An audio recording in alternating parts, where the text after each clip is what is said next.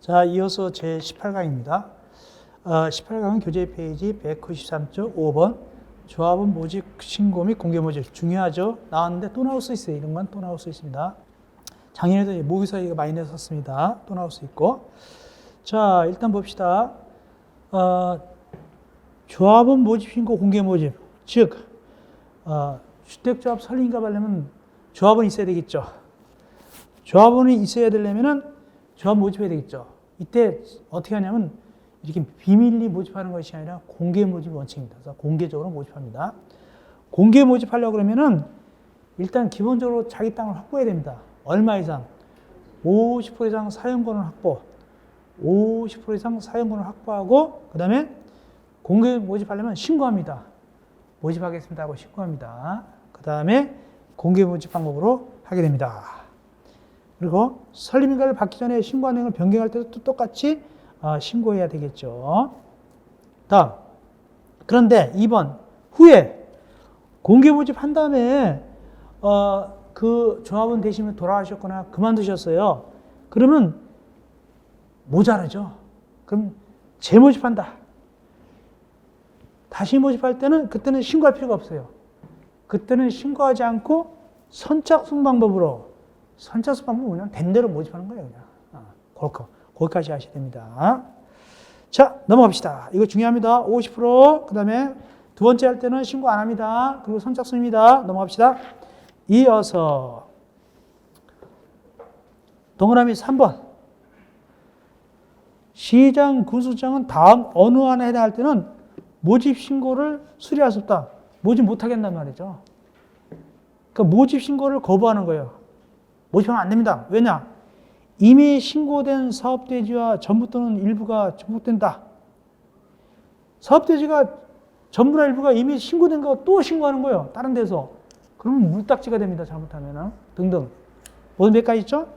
5가지. 읽어보시면 됩니다. 이건 별건 아닙니다. 이럴 때는 안 해준다. 그 뜻이 됐고. 그 다음에 넘어가도 괜찮겠습니다.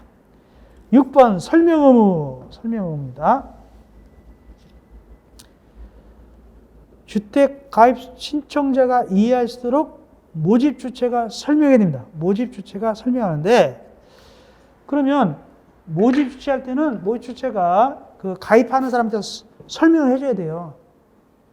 그럼 모집 주체가 누군데? 모집 주체가 누군데? 다시 위에 8번, 동그라미 8번. 바로 위에 동그라미 8번 보면은 거기 조합원을 모집하는 자, 또 대행하는 자, 이를 갖다가 모집 주체라고 합니다. 모집 주체. 조합원을 모집하는 자, 대행자 합쳐서 모집 주체라고 하는데 이를 갖다가 모집 주체라고 부른다. 모집 주체는 모집하는 자하고 대행업자도 포함하는 거예요. 얘네들은 설명을 해줘야 돼요. 설명해야 됩니다. 그럴 때 이제 설명을 들었잖아요. 그때는 이해하였음을 서면으로 확인받아가지고 가입 시청자한테 교부하고 설명한 그 모집주체는 원본을 보관합니까? 사본을 보관합니까? 사본을 몇 년간? 5년간 보관하면 되겠습니다. 다음 올라가서 7번. 모집 광고 등 한마디로 말씀드리면 과대 광고면 된다 안 된다? 안 된다는 뜻입니다. 그 1번, 2번 다 그런 얘기 드립니다. 여기에 곧 지하철역 생깁니다. 이런 식으로 해놓고 나중에 안 생긴다든가 이런 거 등등 읽어보시면 되겠습니다. 됐고, 다음 밑에 8번. 조합 임원의 결격 사유 등 요건 좀 아셔야 되는데 조합 임원 이런 친구들은 발기인이나 임원이 될 수 없다. 주택조합 발기인 또는 임원이 될 수 없습니다. 어떤 경우? 거기 7가지. 이건 보셔야 돼요. 천천히 봐야겠습니다. 미성년자, 피성인 흑인인, 피한인 흑인인, 니은, 디귿, 리을 다 봤던 것들이죠? 집행유예는 2년 필요 없잖아요. 넘어가서 봅시다. 근데 여기 뭐가 새로 들어갔느냐? 선고유예가 돼요. 선고유예. 선고유예가 됐습니다. 선고유예. 선고유예가 들어갔다. 선고유예는 집행유예보다도 약한 거예요. 선고유예는 집행유예보다 약한 겁니다. 그냥 들어만 놓으세요. 1년 이하의 징역, 금고, 자격정지, 벌금인데 선고를 유예고 2년 지나가면 2년 무사히 지나가면 면소, 기소가 안 된 걸로 하는 거예요. 어쨌간에 집행유예보다 약해요. 그러면 집행유예보다 약한 것에 기간적이 있어도 여기 임원이 못 든다는 것은 까다롭다는 거예요? 덜 까다롭다는 거예요? 까다롭다는 얘기입니다. 집행유예뿐만 아니라 선고유예도 안 되니까. 그 뜻입니다. 또 법원의 판결이나 다른 법에 따라서 자격의 상실 또는 정지된 사항. 이건 당연한 거예요. 자격정지, 자격상실. 마지막, 공동사업자의 등록사업자 또는 업무대행사 임직원. 얘네들도 임원이 될 수 없다. 왜? 이게 뭐보다 부정행위할 가능성이 있으니까 안 되죠. 안 됩니다. 그렇게 되겠습니다. 예, 그 정도 보시면 됐고요. 그 다음에 동그라 2번. 다음에 당할 때는 지위를 상실하고 당연히 퇴직된다. 당연 퇴직 사유. 하나 볼까요? 기여.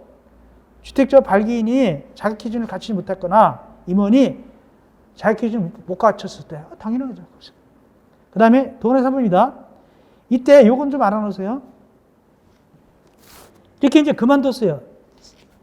상실된 발기인이나 퇴직됐다. 그러면은 그 상실하기 전에 퇴직 전에 한 행위는 책임진다, 책임 안 진다. 옛날 거.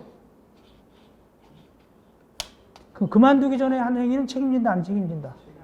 책임져야 되겠죠. 그러므로 효력을 상실하지 않는다. 옛날 건 책임져야 돼요. 그런 뜻입니다. 그리고 주택자 임원은 다른 주택자의 임원 발기인을 겸하면 된다, 안 된다? 안 된다. 직업적으로만 여기저기만 안 된단 말이죠. 그 뜻입니다. 자, 이어서 196쪽 9번. 실적보고 및 관련 자료 공개. 발기인하고 임원은 실적서 보고서를 사업 연도별로 분기마다 작성해가지고 해당 분기 말일부터 30일 내 작성합니다. 구체적으로. 그래가지고 밑에 2번 15일 내 조합 임원이 알 수 있도록 인터넷과 그 방법으로 병행해서 공개합니다. 15일 내에. 다만 공개할 때 좀 대강하는 경우도 있어요. 임원 또는 발기인이 미음에 관한 사항, 미음이 뭐냐면 사업시행계획서. 사업시행계획서를 갖다가 인터넷에서 공개할 때는 조합원 50% 이상의 동의를 얻어가지고 계략적인 것만 공개할 수 있다. 자세하게 안 나갈 수도 있다. 좀 어렵죠? 나오진 않았지만 그 정도 하시면 되겠습니다. 다음 올라가서 197쪽 위에 3번. 그래서 누가 보자 그러면 조합원이 열람 복사 요청하면 며칠 내? 15일 내에 요청이 따라야 된다. 197쪽 위에 나오진 않았지만 그 정도 하시면 되겠습니다. 그 다음 밑에 10번 시공보증. 아직 안 나왔지만 시공보증은 뭐냐면 시공자가 시공보증서를 갖다가 조합에 제출합니다. 그러니까 시공자하고 주택자비 공동으로 사업을 해요. 이때는 시공자 책임이 크니까 이 시공자가 조합에 시공보증서를 제출해야 됩니다. 조합한테. 그럼 보증 내용은 뭔데? 시공자가 공사계약 의무를 이행하지 못하거나 의무 이행을 하지 아니할 경우 보증기관에서 시공자를 대신해서 계약 의무 이행을 부담하거나 총 공사 금액의 50% 이하에서 대통령령으로 정한 비율을 갖다가 그게 얼마냐면 30%예요. 50% 이하가 얼마냐면 30% 이상입니다. 주택자비 정하는 금액을 납부할 것을 보증하는 거. 손해 났을 때 요걸 보증합니다. 좀 어렵죠? 그 정도 보시면 되겠습니다. 넘어가시고요. 감독. 198쪽 위에 11번 감독 등. 이거 그냥 넘어가도 괜찮겠습니다. 11번 감독 등. 당연히 사업기관이 감독하니까. 누가 감독합니까? 국토교통부장관, 시장 등이 감독하죠. 내려서 12번 조합가입 철회 및 가입비 등의 반환. 요건 안 나왔는데 저는 나올 수 있다 봐요. 요거 아직 안 나오는데 요건 중요합니다. 나올 수 있다고 봅니다. 요거. 아까 말했죠. 나중에 반환할 때는 규약이 정하는 바에 따라서 좀 까다롭고 돈도 뛰잖아요. 근데 요거는 며칠 내 반환하면 30일 내 처리하면은 그대로 돌려준단 말이죠. 이거 얘기하는 겁니다. 자, 봅시다. 모집 주체는 가입 신청한 자가 주택 가입 신청할 때는 시장한테 돈 납부한 거 있죠? 이걸 갖다가 이 모집 주체가 현금으로 관리한다. 다른 제3의 예치기관한테 예치하도록 한다. 예치기관. 뭐 은행 같은 데 예치하게 되겠죠? 예치하게 됩니다. 다른 데 예치해야 돼요. 그러니까 본인이 이 모집 주체가 돈을 관리하는 게 아니에요. 주택자 가입하러 왔습니다. 아, 납부금 얼마입니다. 저기다 내십시오 하고 예치 기간을 정해줍니다. 거기다 예치하면 돼요. 했다가 집에 돌아왔더니 엄청나게 혼났어요. 부인한테. 왜 그런 데 했냐고. 그래가지고 다시 또 어떻게 할까요? 철회할 수 있다. 당장 철회하라는 게 며칠 내? 30일 내 처리할 수 있는데 문제는 그 돈 반환받을 거 아니에요. 반환받아야 되잖아요. 돈 가져오시고 그럴 거 아닙니까? 돈 받아오라고.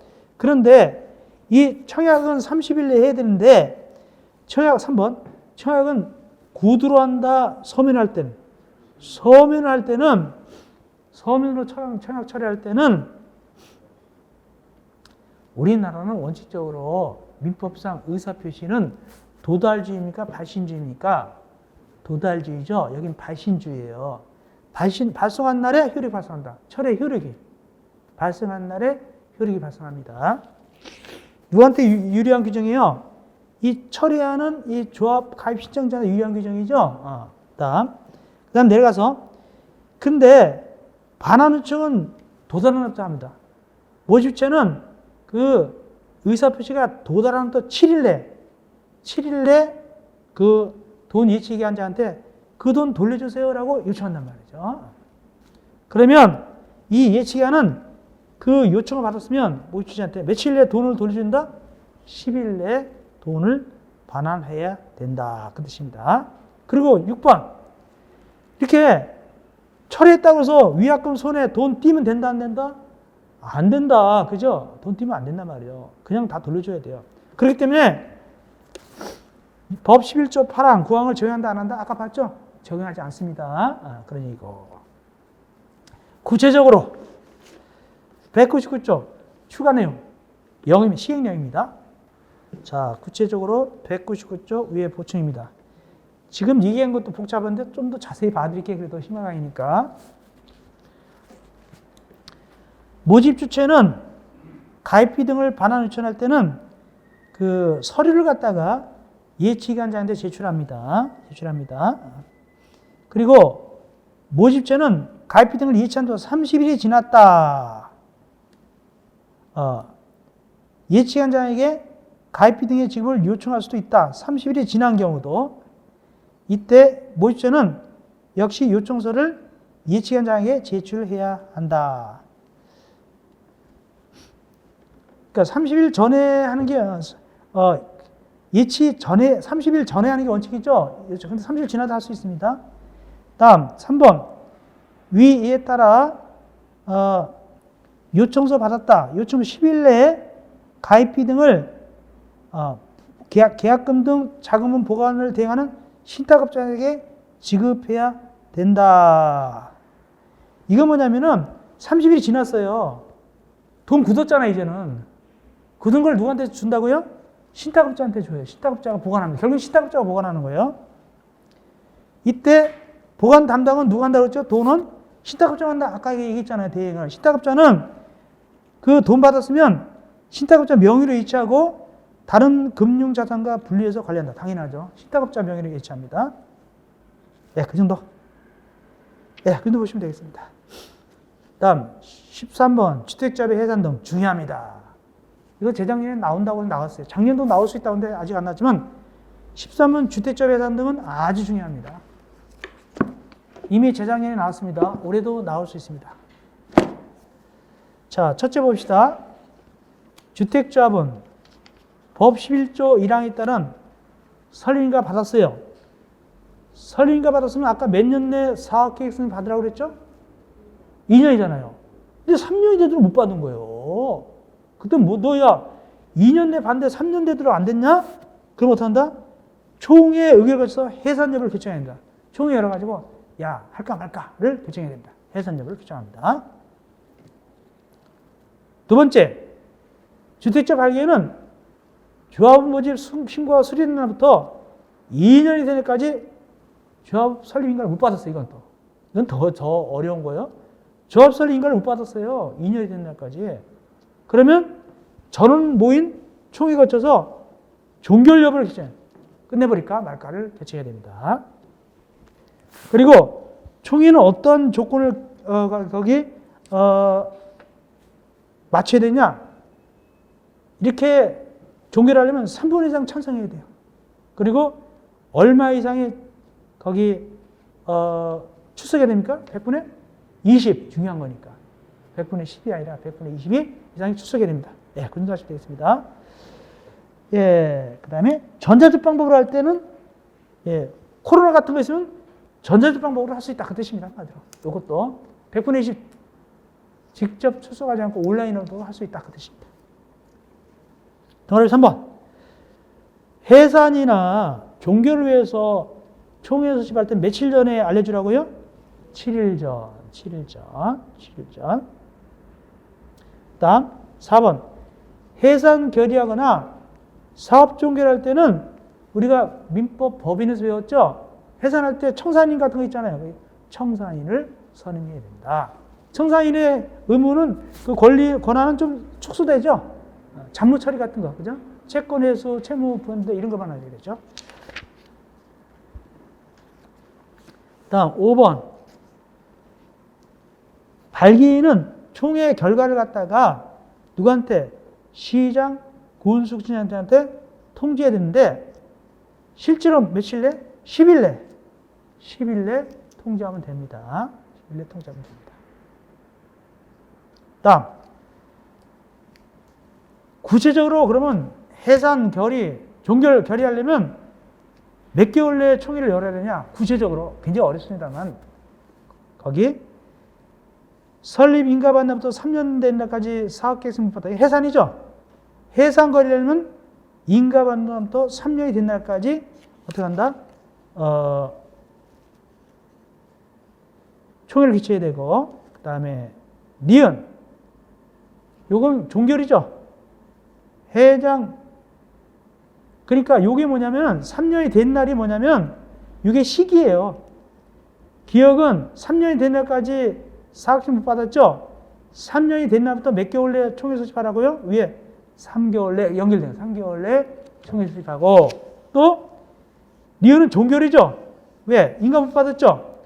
그러면 모집 신고가 수립 날부터 2년 된 날까지 인가 못 받았잖아요. 그러면 2년이 된 날부터 몇 개월 내 종결 총회 해야 되고 3개월 내. 3개월이 다 걸리는 거 밑에. 위에 본문에 다음에 구문에 따른 3개월 이내에 총회 개최하라 되어 있으니까. 기억은 인가받는 날부터 3년이 된 날부터 3개월 내에 총회 개최하고, 니은은 모집 신고 수립된 날부터 2년 된 날부터 3개월 내에 종결 총회를 개최해야 되겠네요. 그 뜻입니다. 어렵습니다. 여기까지는 나올지 안 나올지 모르지만 일부러 넣어봤어요. 제가 자세하게 심화가 아니니까 일단 넣어봤습니다. 너무 부담 갖지 마시고. 자, 그 다음에 회계감사. 회계감사는 3번 받아요, 조합이. 주택조합이 회계감사는 3번 받습니다. 3번 받는데, 요거 옛날에 한번 나온 적이 있어요. 그래가지고 결과를 누구한테 보고합니까? 시장, 군수, 구춘장한테 보고합니다. 그럼 3번은 언제 받느냐? 박스. 첫째 1번. 설립인가부터 3개월이 지난 날. 2번. 사업계획 승인 받는부터 3개월이 지난 날. 세 번째. 사용검사 또는 임시 사용 시정한 날이라고 되어 있죠? 거기에다가 각각 동그라미 1번, 2번, 3번에다가 플러스 30일 이내, 플러스 30일 이내, 플러스 30일 이내 이렇게 적어야 돼요. 왜 그러냐? 거기 바로 위에 보니까 1번에 다음은 어느 하나에 해당하는 날부터 30일 이내에 그랬어요. 그러므로 동그라미 1번 플러스 30일 이내, 동그라미 2번 플러스 30일 이내, 동그라미 3번 플러스 30일 이내에 회계감사 받게 되는 거예요. 뭘 이렇게 만드는지 모르겠어요. 하여튼 그게 됐어요. 다음 시험지에 뭐가 주로 나왔냐? 거기 3번이 나왔어요. 회계감사 받았으면 며칠 내?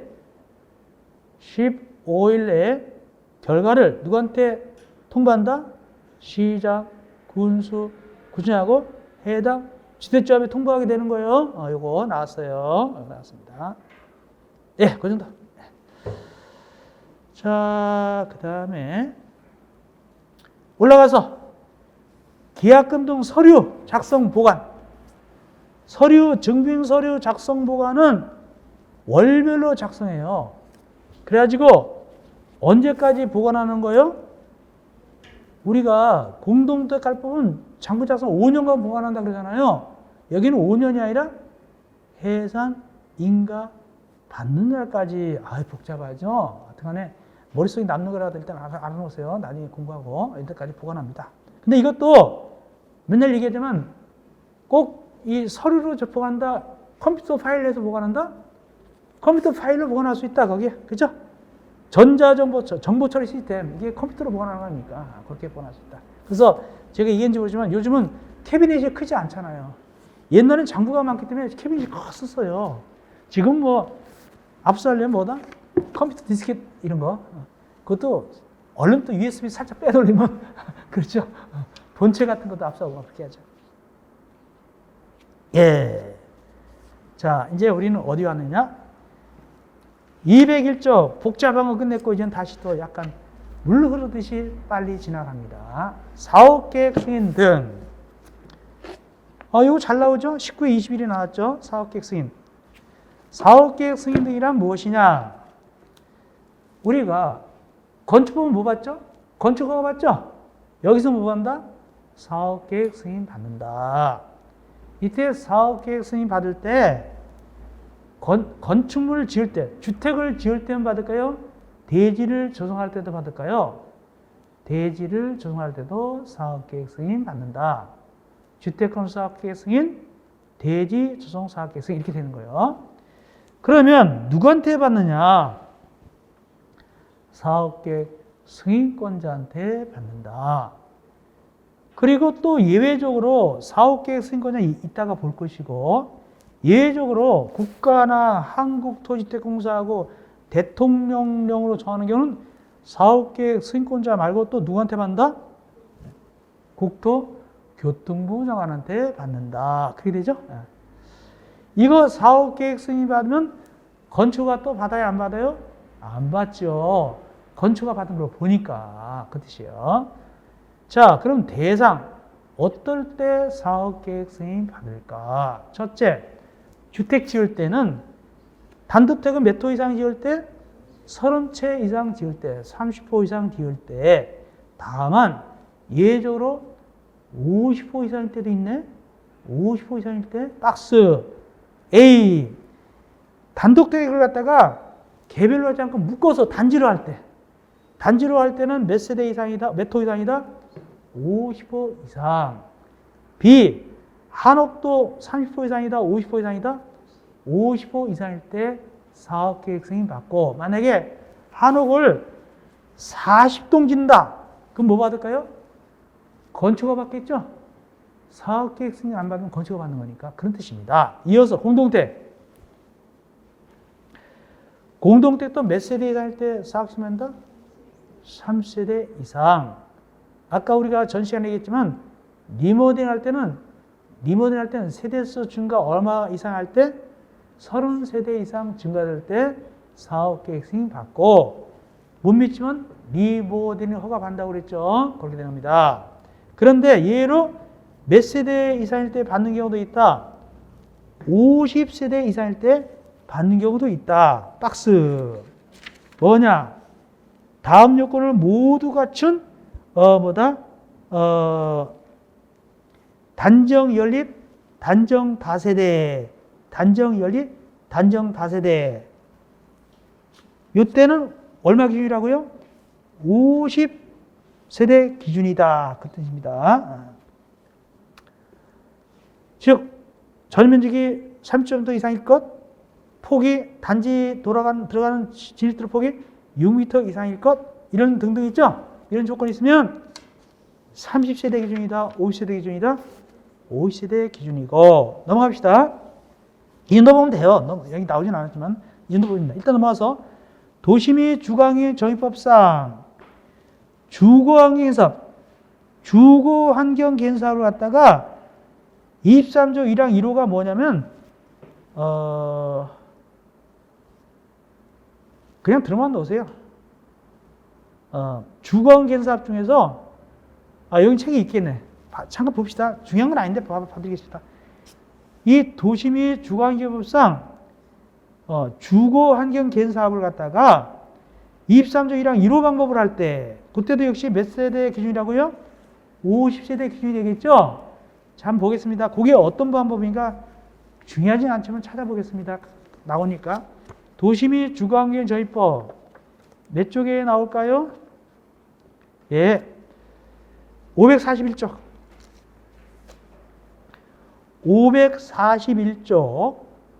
541쪽 시행 방법 나와요. 541쪽 시행 방법입니다. 보니까 주거환경개선사업 1번 있죠. 1번이 그거예요. 지금 얘기한 거. 사업 시행자가 정비구역에서 정비기반시설 및 공동이용시설을 새로 설치하고 등등 나가죠. 이런 방법. 이런 방법을 할 때는 몇 세대 기준이라고요? 50세대 기준이다. 다시 왔습니다. 백도. 그런데 참고로만 보면 돼요. 그냥. 구시절 좀 열로 두지 말고. 그런데 이렇게 50세대 해주고 싶은데 다만 예를 들어서 도로가 모자르다. 뭐 주차장 모자르다. 그럴 때는 안 해줍니다. 그때는 50세대 기준 아니라 30세대 기준 되겠죠. 그건 제외한다. 이렇게 나오고. 여기까지 주택이죠. 그러면 주택만 하면 누가 삐진다? 대지가 삐지죠. 대지는 얼마 이상 할 때 사업심 한다고요? 1만 제곱미터. 1만 제곱미터입니다. 그런데 예외, 요거 많이 나왔어요. 이거 3문제 이상 나왔습니다. 이거. 다음에 나갈 때는 사업계획서인 제외한다. 안 받는다. 이거 많이 나왔어요. 이거. 주관식 2번 나왔고 객관식도 나온 적이 있습니다. 주관식 2번 나왔어요. 객관식으로. 주관식 300 박스 안에 기억에 300 적는 거는 300 있죠. 기억에 300. 그다음에 주관식 또 하나 준주거죠. 이런 거 적는 거. 이런 거 주관식 나왔어요. 2번 나왔어요. 주관식. 설명드리겠습니다. 자, 요거는 사업계획 승인 받는다, 안 받는다? 안 받는다. 그다음 뭐 받을까요? 건축가 받는 거예요. 건축가. 이건 건축가 받는 거예요. 일단은 쉬운 것부터 얘기를 합시다. 2번 농어촌 생활환경 정비사업, 뭐 농업협동조합 이런 거는 사업계획 승인 받는다, 안 받는다? 안 받는다. 이건 나오지 않을 거 별거 아니니까. 문제는 동그라미 1번입니다. 1번이 중요해요. 그림을 그려보겠습니다. 동그라미 1번.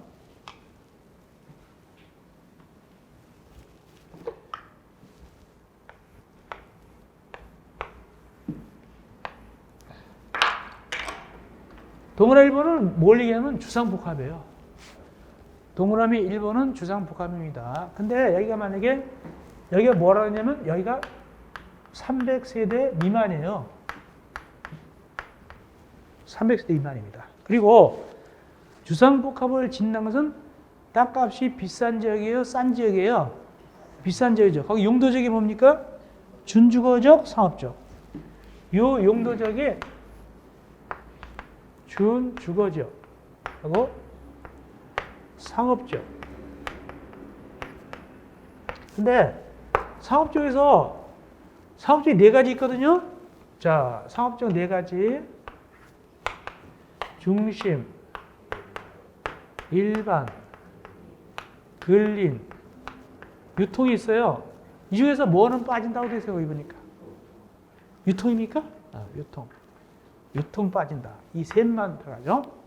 이럴 때 만약에 이 주상복합이 아니고 순선 아파트다 봅시다. 순선 아파트 만약에 순선 아파트 200세대다. 그럼 뭐 받아야 돼요? 사업계획 승인 받는 거예요? 건축가 받는 거예요? 순선 아파트. 사업계획 받겠죠?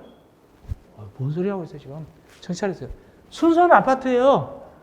순선 아파트. 순수로 내가 순수로 그렇게 얘기했는데 순선 아파트다. 200세대다. 뭐 받아야 되죠? 사업계획 받죠? 근데 순수하지 않더라. 잡것이 섞였더라. 이 밑에 뭐가 있더라? 거기.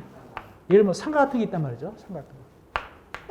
그때는 여기가 몇 세대 미만까지는 300세대 미만까지는 있으면 이거 뭐 받는다고요? 건축 허가 받는다. 사업기는 안 받는다 그 뜻입니다. 그거 됐어요. 그런데 그렇다면 이 공동주택이 상가 덕 보는 거요? 상가가 공동주택 덕 보는 거요? 사업기는 안 받으니까. 간단하니까. 공동주택이 상가 덕 보는 거요? 상가가 공동주택 덕 보는 거요? 뭐 민주국가니까 자유로 좌우로 갈릴 수가 있어요. 공동주택이 상가 덕 보는 거예요. 상가 없더라면 당연히 사업기금 받을 텐데 상가 때문에 안 받으니까. 근데 상가가 말이죠. 얼마 넘게 꼭 들어가려면 10% 초과가 돼야 돼요. 이 연면적에서. 그렇다면 반대에서 가면 이 주택은 몇 퍼센트 미만 돼야 돼요? 몇 프로 미만? 그렇죠. 90% 미만 돼야 되겠죠? 밑에. 거기 90% 미만 보입니까? 니은에? 예, 설명 다 드렸습니다. 자세하게 설명드렸습니다. 시험 문제는 300. 이거 나왔고, 준주거죠? 이거 주관식 나왔고, 개관식도 나온 적 있고, 네, 됐습니다. 그러면 이제 사업계획 승인 받아야 되겠죠? 사업계획 승인 받는데 주택만 지을 때 받아요? 대지도 조성할 때 받아요? 대지도 조성할 때 받게 되겠죠? 그럼 누구한테 원칙적으로 받아야 되느냐? 면적에 따라서 다르요. 면적에 따라서. 10만 미만하고 10만 이상에 따라 다른데 먼저 10만 미만은 누구한테 받냐면은 거기 간단하게 시, 도의사 또는 대도시 시장 그러면 돼요. 시, 도의사 또는 대도시 시장입니다. 202쪽 제일 밑에 10만 이상, 10만 이상, 10만 이상은 시도의사 또는 대도시 시장이고 이상은 이때 대도시는 누구냐면 특별시, 광역시, 특별자치시도 아닌데 인구가 50만 이상인 거예요. 예를 들어서 어디 같은 데냐면 고양시 같은데, 고양시 같은데. 고양시가 추워요 거기가. 벌판에 세워져가지고 그 마두역인데 아주 추워요 거기. 다음 올라가서 10만 미만일 때 누구한테 받느냐? 특별시장, 광역시장, 특별자치시장, 특별자치도시장, 시장군수 좀 복잡해요. 그런데 아까 이 사업계획 승인권자 말고 또 누가 있었죠? 국토교통부장관이 있었잖아요. 그게 바로 박스. 국토교통부장관 받는 것은 총 몇 가지 경우가 있어요? 4가지가 있구나. 4가지. 첫째, 국가 LH공사가 시행할 때. 둘째, 330만 제곱미터 규모로 택지 개발할 때. 셋째, 수도권 같은 데서 광역시 같은 데서 빨리빨리 하려고 필요할 때. 네 번째, 거기 공공기관 내 친구가 단독이나 공동으로 50%를 초과해서 출장, 위탁관리, 부동산 투자 회사가 공공주택 건설사업을 시행할 때. 4번 얘기했어요. 그렇게 보면 돼요. 이런 친구들은 누구한테 사업계획 승인 받으러 가야 될까요? 국토교통부장한테 사업계획 승인 받으러 가야 된다. 그 뜻입니다. 다음, 분할 승인. 분할하면 분할 승인은 뭐를 전제로 하는 거예요? 공구로 하니까 분할해서 하죠. 그러면 얘기했죠, 우리가 지난번에. 공구는 한 건보다 몇 세대 이상 하라고 그랬죠? 300세대 이상씩 하라고 해서 한 건보다.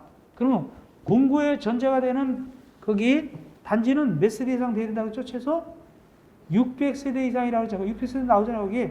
600세대. 두 공구가 300, 300, 600이니까. 우리 그때 했었어요.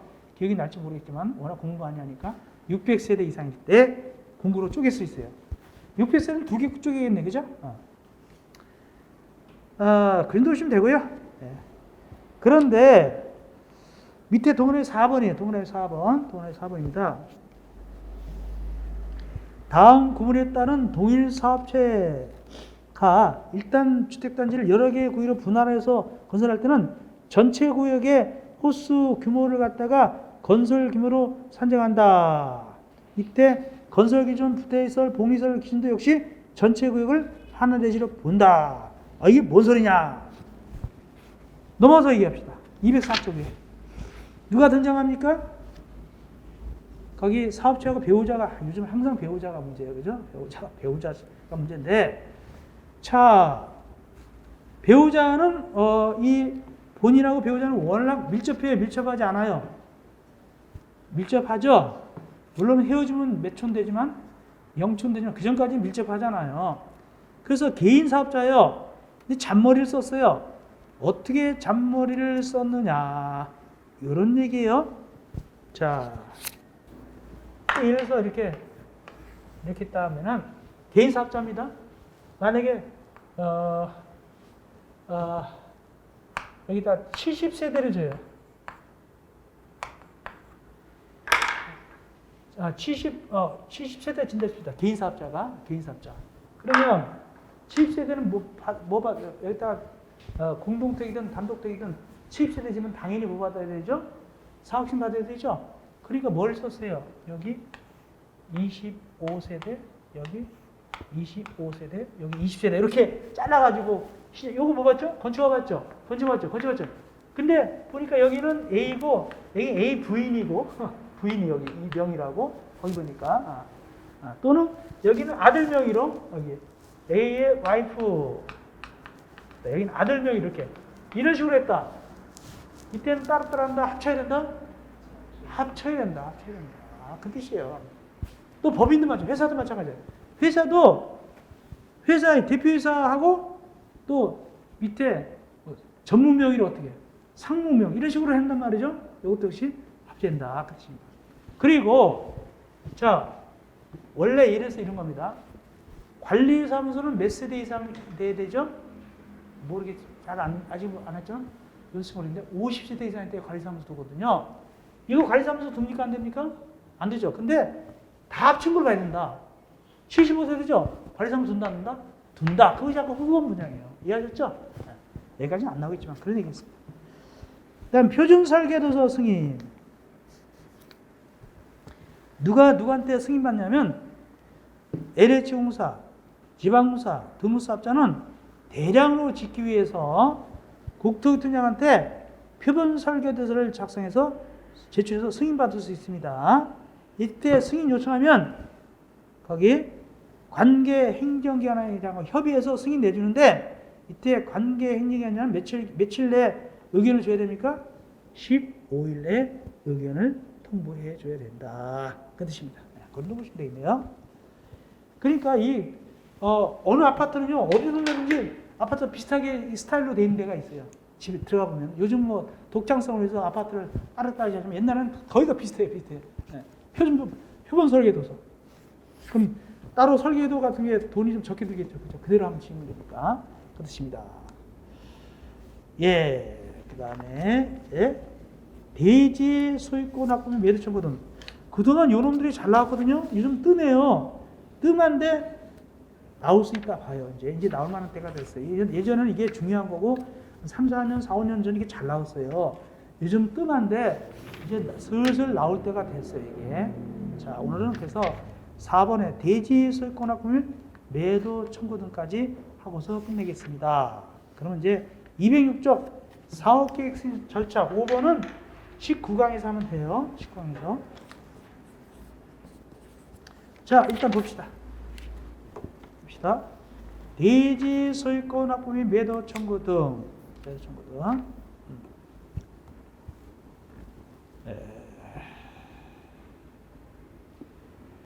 먼저 주택건설사업계획 승인받은 자는 대지 소유권을 확보해야 돼요. 여기 확보는 얼마냐면 100%예요. 원칙적으로 100% 확보하라 그 뜻입니다. 그러면 100% 확보가 쉬워요? 어려워요? 어렵죠. 왜냐하면 지역특적 같은 경우 주민들 있잖아요. 다 동의받기가 힘들잖아요. 별 사람 다 있으니까. 그래서 밑에 박스 예외 이렇게 해도 괜찮다. 일단은 거기에 2번, 3번, 4번부터 할게요. 덜 중요한 거. 2번. 사업체가 소유권은 못 샀지만은 권은 확보했다. 소유권은 100% 못했지만 권원 확보했다. 이 권원도 100%예요. 허락을 받답니다. 100% 허락받았다. 권원 확보도 100%입니다. 이거 100% 허락받았다. 도는 2번입니다. 다음 세 번째, 공공기관이다. 공공기관 내 친구 기관은 굳이 안 따진다. 네 번째, 리모델링을 결의한 리모델링 기업이 매도 청구한다. 뭐냐면 리모델링 했어요. 결의할 때 3분의 2 과반수 그런 거 있었잖아요. 근데 거번 친구가 있습니다. 이 거번 친구한테 너 팔어 할 수 있어요. 너 팔고 나가. 그걸 샀어요.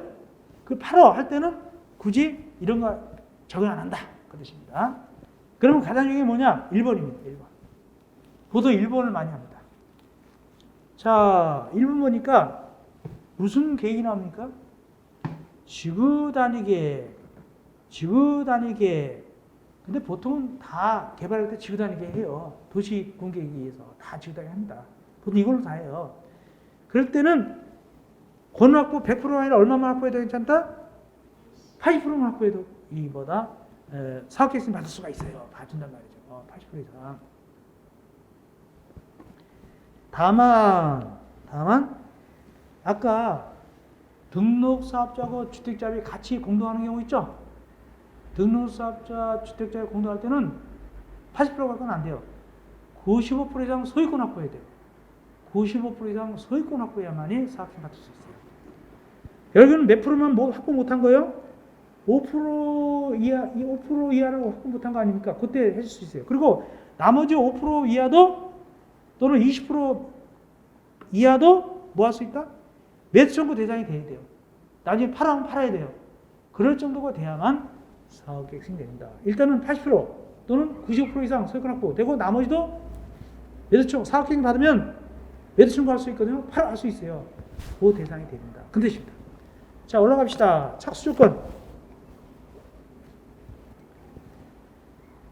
만약에 공사할 때 신고하고 착수 신고하고 공사를 해야 되는데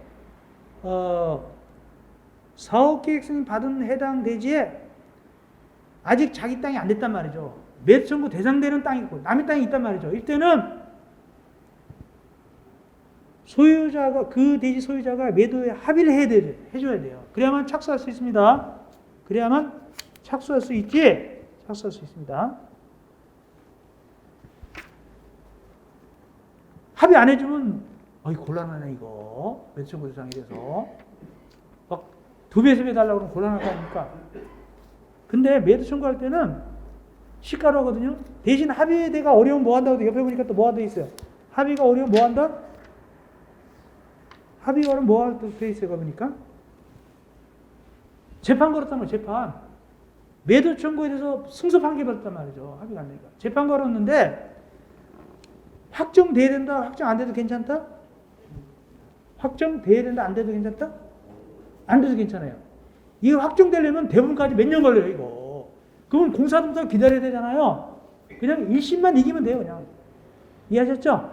그러면 그냥 합의한 걸 봐가지고 불도자로 밀어버리면 돼요. 이해하셨죠? 자, 매도 청구 대상. 그럼 매도 청구 대상은 어떻게 되느냐? 거기 80% 이상 확보하고 사업승인 받았죠? 사업계획 승인 받아야 칼자루 치는 거예요. 사업계획 승인 받고 칼자루 쳤다. 그리고 가는 거예요. 이제 가가지고 1번. 동안 1번. 95% 이상 사용권 확보했다. 그럼 나머지 5% 이하만 남았죠? 뻗은 이상 남았잖아요. 그러면 야! 너 우리한테 팔어. 나 사업승인 받았거든? 팔어. 시가로 팔어. 라고 할 수가 있어요. 근데 그 일본에 땅 주인이 얘기하기를 나 여기 조상되도록 50년 동안 살았어. 왜 이래? 그래도 소용없어요. 모든 소유자한테 너 그래도 소용없어. 팔아야 돼. 왜 팔아야 되는데요? 나 90% 이상 권원 확보했거든? 이렇게 되는 거예요. 팔아야 돼. 근데 맞바로 이렇게 팔라 그러면 좀 너무하잖아요. 그래서 바로 위에 본문 미리 몇 개월 이상 협의한다고요? 이거 시험잖아요. 3개월 이상 협의하거나 협의가 안 될 때 이렇게 8월로 나가는 겁니다. 매수로 나갑니다. 그런데 다시 동그라미 2번. 동그라미 1 위의 경우 90%가 안 됐어요. 80% 이상은 돼서 80% 이상 되고 90% 미만인데 사업계획 받았겠죠? 80% 이상 받으니까. 90% 안 될 경우는 거기 10년 전부터 계속 갖고 있는 친구는 빼놓고 매도 청구해야 돼요. 그렇지 않으면 안 돼요. 그래서 예를 들어서 85% 확보했다. 팔아 했더니 그 친구가 나 15년 됐거든? 그러면 그 친구한테 팔아서는 못해요. 제외하고 해야 돼요. 근데 이걸 10년, 15년 계산할 때 어떻게 계산하냐? 가르고 상속했으면 상속 기간도 계산해줘요. 즉 돌아가신 분이 뭐라고 하죠? 비상속인이죠. 비상속인이 5년 갖고 있었고 이 친구가 7년 갖고 있었다. 상속한다면 12년 갖고 있었잖아요. 그렇게 계산한단 말이죠. 그 10년 지났잖아요. 이때 상속관계는 어떤 상속관계만 되냐? 가르고 배우자, 직계, 존속, 비속 요것만 돼요. 형제자매권 된다 안 된다? 안 된다. 그렇게 하셔야 돼요. 아주 자세하게 드렸습니다. 심화가이니까. 그러므로 동그라미 2번 하게 되면 복잡하잖아요. 곤란해지잖아요. 그러니까 보통은 이 사업체는 동그라미 1번 얼마나 확보하면 좋다? 90% 이상 확보하면 좋아요. 그럼 나머지는 그냥 밀어버릴 수가 있으니까. 어쨌든 진짜 지독한 사람 빼놓고 95% 이상 확보하면 돼요. 이걸 많이 해요. 그런데 바로 5번. 그거 이제 여기 96%를 확보했습니다. 여기 K라는 친구가 여기 몇 프로 갖고 있을까요? 4% 갖고 있습니다. 그러면 여기 사업체가 이거 매도 청구할 수 있어요? 없어요? 할 수 있죠. 얼마로? 시가. 원래는 이 친구는 시가 4배, 5배 달라고 그랬어요. 알바끼 하고. 근데 시가를 밖에 못해요. 그러니까 K 약 올랐어요. 약 올라가지고 매도 청구하려면은 민법 원리에서 매도 청구 의사표시가 K한테 도달돼야 되잖아요. 그러니까 K가 문 딱 닫고 외국 나가버렸어요. 그러면 또 이거 말이 수소문해가지고 해야 되고 막 또 뭐 민법 원리에서 뭐 공시홍달하고 여러 복잡한 일이 많잖아요. 그러면 사업이 자꾸 진척이 늦어진단 말이죠. 그래서 이 사업체를 도와주는 규정이 있어요. 봅시다. 5번. 소유자가 있는 것을 확인하기가 현재에 곤란하다. 그때 신문광고 내면 돼요. 전국적으로 둘 이상 일간신문에 2차례 이상 공고하면 며칠이 지나면 30일 이상 지나면 매도 청구가 대상이 돼버려요. 저절로 돼버려요. 동의한 걸 보는 거예요. 합의된 걸 봐요. 그러면 K는 알아요? 몰라요? 모르고도 돼버려요. 모르고도 이게 팔리는 거예요. 그리고 그럼 이제 돈을 줘야 되겠죠? 근데 모르잖아요. 돈을 줘야 되는데 모르잖아요. 원래는 아까 시가라고 그랬어요. 감정가격이라고 했어요. 시가요. 근데 돈을 주는데 K를 모르니까 돈을 줄 수가 없잖아요. 그럼 돈을 어디다 맡길까요? 법원에다 공탁하죠. 이때 법원에 공탁할 때는 시가를 안 해요. 조금 싸요. 거기 뭐라고 되어 있어요? 2번. 감정평가 의미로 공탁하는 거예요. 그러면 K는 약간 손해보는 거예요. 그렇죠? 법률이다. 이때 감정가 공탁할 때 산술평균한다 되어 있죠? 산술평균한다. 그게 뭐냐면 업자가 2명 이상이 되는데 2명이 했다. 만약에 둘이 했다 그러면은 하나는 1억 원, 하나는 8천만 원. 그럼 얼마로 한다고요? 9천만 원 되겠죠? 그렇게 한다.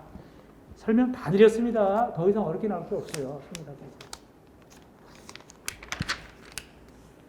다음 올라가서 206조 리모델링 주택조합의 준용. 이게 뭔 소리냐면 이거예요. 리모델링 할 때도 아까 3분의 2 그런 거 있잖아요. 그러면 여기 있으면 여기 이 친구는 거부했어요. 그럼 나머지 친구들이 이 친구한테 팔아할 수 있어요. 가격 얼마로? 시가로 팔아할 수가 있는 겁니다. 그 뜻입니다. 네. 자, 그 다음에 거기 6번에 위에 괄호 6번에 동그라 2번 거기 집합건법 48조가 나와요. 그건 뭔 소리냐? 괄호 6번에 동그라 2번 집합건물의 48조를 봅시다. 집합건물의 48조를 보겠습니다. 아까 3개월이었죠? 3개월 내 협의했죠? 3개월 협의가 안 되잖아요. 그럼 매도 청구할 때는 막 들어가는 것이 아니라 3개월 지난 다음에 다시 집합건법 48조로 가는 거예요. 집합건법 48조는 뭐냐면 또 리모델링도 마찬가지예요. 리모델링도 마찬가지입니다. 리모델링은 여기 3개월 협의 없어요. 3개월 없고 팔아할 때 막바로 팔아하는 것이 아니라 일단은 절차를 거쳐야 돼요. 이게 집합관법 48조를 거친다라고 했는데, 자, 집합관법 48조를 보고 오늘 끝내겠습니다. 48조 몇 쪽이냐면 제일 뒤에 집합관법 제일 밑에. 자, 832조. 832조. 여기는 재건축이에요, 재건축. 집합관법 재건축인데 832조. 재건축에 참여하지 않단 말이죠. 똑같아요. 그때는 거기 일단은 서면을 촉구합니다. 너 어떻게 할 거야? 너 팔 거야, 안 팔 거야? 하고 서면을 촉구합니다. 그럼 몇 개월로 응답해야 될까요? 832조 밑에. 2달 내에 응답해야 돼요. 2달 내에 응답하지 않으면 어떡하냐? 올라가서 2달 내에 응답하면 그때 다시 또 2달 내, 다시 2개월 내 어떻게 하냐면 정식으로 매도 청구가 들어가는 거예요. 가격 얼마로? 시가로. 이렇게 절차가 있는 거예요. 막 들어가는 건 아닙니다. 2개월. 2개월 시간 주고 안 하면 다시 2개월 내 시가로 매도 청구 들어간다. 그렇게 연결되는 거예요. 그걸 준용한다. 그 기준을 갖다 쓰는 거예요. 이렇게 상세하게 드렸습니다. 쉬었다가 19강은 206조 5번 사업계획 승인 절차가 되겠습니다. 여러분들 고생했습니다. 19강에서 만나 뵙겠습니다.